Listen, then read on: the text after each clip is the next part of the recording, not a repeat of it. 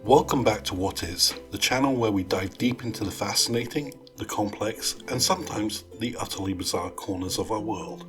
Today, we're not talking about black holes, or ancient civilizations, or quantum physics. Not directly, anyway. Today, we're zooming in, way in, on something so tiny, so unassuming, you've probably never even noticed it. And yet, this microscopic marvel possesses superpowers that would make any comic book hero green with envy. Forget Superman. Forget the Hulk. Today we're talking about the toughest creature on Earth, possibly in the entire known universe.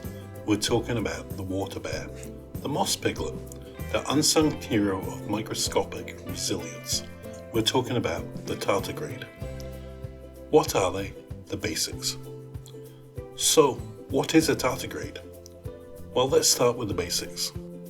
A tardigrade is a microanimal, part of a phylum all of its own called Tardigradia. They are invertebrates, meaning they don't have a backbone, and they are more closely related to arthropods, like insects and crustaceans, and nemomods, those microscopic worms, than they are to us. The name tardigrade itself comes from the Latin meaning slow stepper. And when you see them under a microscope, lumbering along with their 8 stubby legs, you'll understand why. They look like a tiny, roly-poly bear, hence the charming nickname, water bear. Or, if you prefer, moss piglet, because they often live in moss. Adorable, right? Right up there until you realize how utterly indestructible they are. These little guys are truly microscopic. Most tardigrades are less than a millimeter long, typically between 0.3 and 0.5 millimeters. That's about the size of a grain of sand. You could fit several hundred of them on the head of a pin, which, frankly, is possibly for the best, because if they were any bigger, they'd probably already be in charge. They have segmented bodies, 8 legs, each ending in 4 to 8 claws. Think of a tiny, plump, 8-legged caterpillar wearing boxing gloves. And they have a mouth part that protrudes, armed with stylets, which are tiny, sharp spears they use to pierce plant cells, algae, or even the bodies of other tiny creatures to suck out their delicious, nutritious insides. Yes, some tardigrades are tiny, adorable, cannibalistic vampires. The more you know. And where do they live? Well, everywhere. Literally. Tardigrades are cosmopolitan, which is a fancy way of saying they can be found from the highest mountains to the deepest seas, from the polar ice caps to scorching deserts, from rainforests to your backyard pond. If there's a patch of moss or lichen, if there's a damp leaf litter, a bit of soil, or even just a persistent puddle, chances are there are tardigrades there, just chilling, doing their slow stepping thing. They are truly the unsung, omnipresent heroes of the microscopic world. A day in the life of a water bear. So what does a typical day look like for a creature that small, that slow, and that ubiquitous? Most of the time, it's pretty low-key. They spend their days crawling around looking for food, mainly algae, lichens, and moss, using those little stylets to slurp up the cell contents. Some species are predators, though, as we mentioned, preying on rotifers, nematodes, and even other smaller tardigrades. It's a tough world out there in the microverse. Their movement is deliberate. They extend their 4 front pairs of legs, grip the surface with their claws, and then drag their bodies forward. It's not exactly a sprint, but then, when you can survive pretty much anything, what's the rush? Reproduction for tardigrades can be a bit varied. Some species reproduce sexually, with males and females coupling for up to a microscopic equivalent of a romantic evening. Others are parthenogenic, which means females can lay unfertilized eggs that develop into new tardigrades. It's basically cloning themselves. A neat trick if you're living in a harsh environment and don't have time for dating. Speaking of harsh environments, this is where our story gets really interesting. Because while their day-to-day might be mundane, their ability to survive the not-so-mundane is absolutely legendary. The superpowers begin. Cryptobiosis. Alright, buckle up, because this is where the tardigrade goes from cute little moss piglet to the indestructible real-life superhero. Their most famous superpower is something called cryptobiosis. Don't worry, it's not a secret society of cryptozoologists. Cryptobiosis is a reversible, metabolic state of suspended animation.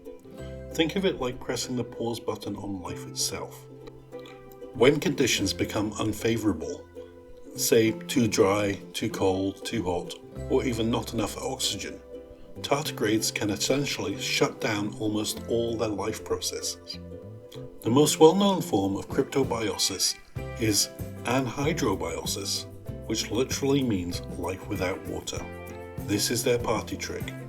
When the environment dries out, instead of shriveling up and dying like pretty much every other living thing on the planet, tardigrades retract their heads and legs, curl up into a compact, barrel-shaped form called a tun, T-U-N. In this tun state, their metabolism can drop to less than 0.01% of its normal rate. They lose almost all their body water, sometimes down to just 3%. They become essentially a desiccated husk. And they can stay like that for decades. Imagine a tiny dried up barrel sitting there waiting. Then introduce a drop of water and within minutes, or sometimes hours, they rehydrate, unfurl, and go right back to lumbering around and eating algae as if nothing has happened. They literally come back to life. It's not just surviving, it's actively waiting out the apocalypse. How do they do this? A couple of incredible tricks. One is a special sugar called trehalose. This sugar forms a glassy matrix inside the cells, protecting their delicate cellular structures and molecules, like proteins and DNA, from damage during desiccation. Think of it like a biological shrink wrap. Another key player is a group of specialized proteins called Lie proteins, LEA, or late embryogenesis abundant proteins, which also help prevent damage to cell components during drying. They are like microscopic bodyguards for your inner workings. But anhydrobiosis is just one flavor of their cryptobiotic deliciousness. They also exhibit cryobiosis. This is survival in extreme cold. They can freeze solid, be thawed out, and walk away perfectly fine. We're talking about temperatures down to near absolute zero, minus 272 degrees Celsius. That's colder than the deepest reaches of space. Osmobiosis. This allows them to survive in extremely high concentrations of salt or other solutes, environments that would instantly poison most other organisms. And anoxybiosis. Survival without oxygen. When oxygen levels drop too low, they can swell up with water, becoming turgid and immobile, effectively entering a state of suspended animation until oxygen returns. So when the zombie apocalypse comes and the world is ravaged by destruction, extreme cold, toxic oceans, and lack of breathable air, don't worry about the cockroaches, worry about the tardigrades. They'll be fine. In fact, they'll probably just be having a tiny, slow-motion party. Extreme survival. What can they endure? Now, let's get into the specifics of just how much abuse these little guys can take, because it's truly mind-boggling.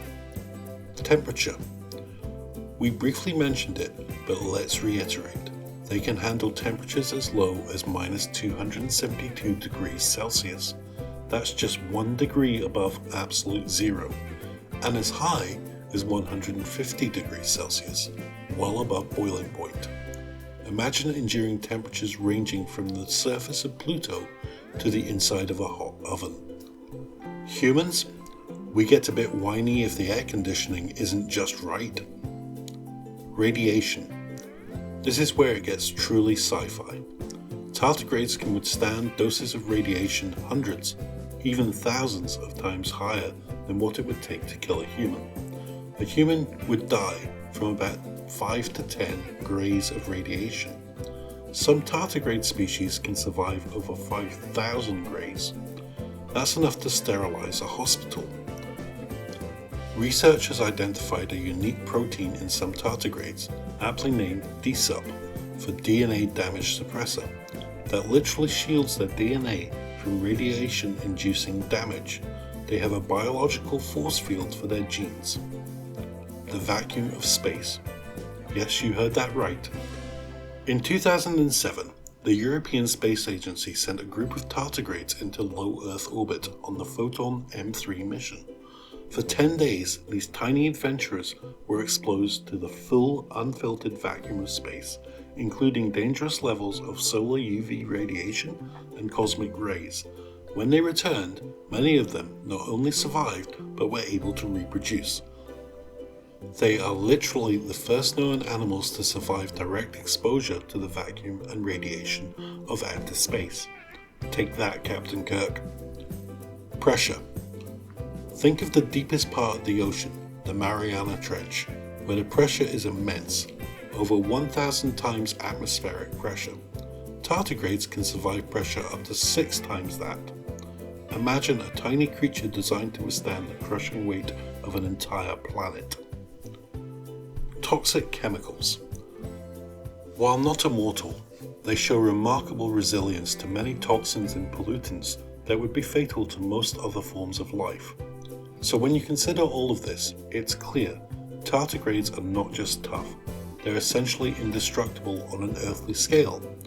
They've evolved survival mechanisms that push the very boundaries of what we thought life could endure.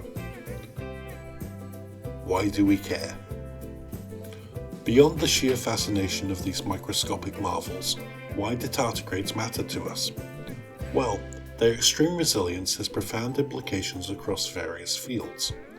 Scientists are intensely studying their cryptobiotic mechanisms, the trehalose sugar, the Li proteins, the Dsup protein.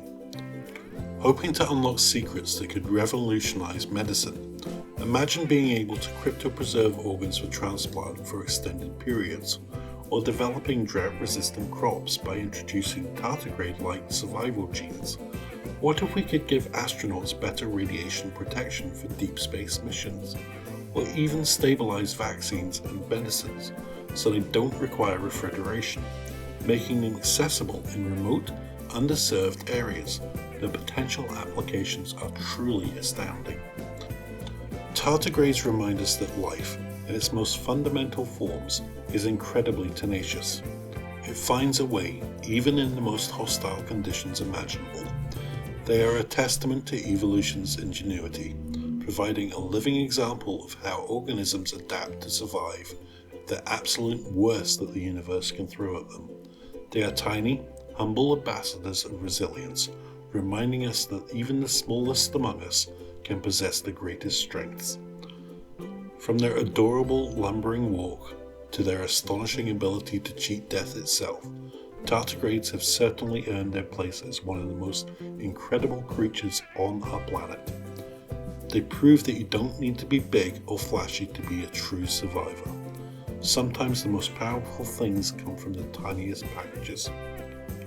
So the next time you look at a patch of moss or a droplet of water, remember the water bear, the moss piglet, the slow-stepping superhero that might just be peering back at you, waiting for its next adventure. What other unsung heroes of the natural world should we explore? Let us know in the comments below. If you found this journey into the microscopic world fascinating, please hit that like button, share this video with your friends, and don't forget to subscribe to What Is for more deep dives into the mysteries and wonders of our universe. Hit that notification bell so you don't miss our next episode. Thanks for watching, and we'll see you next time.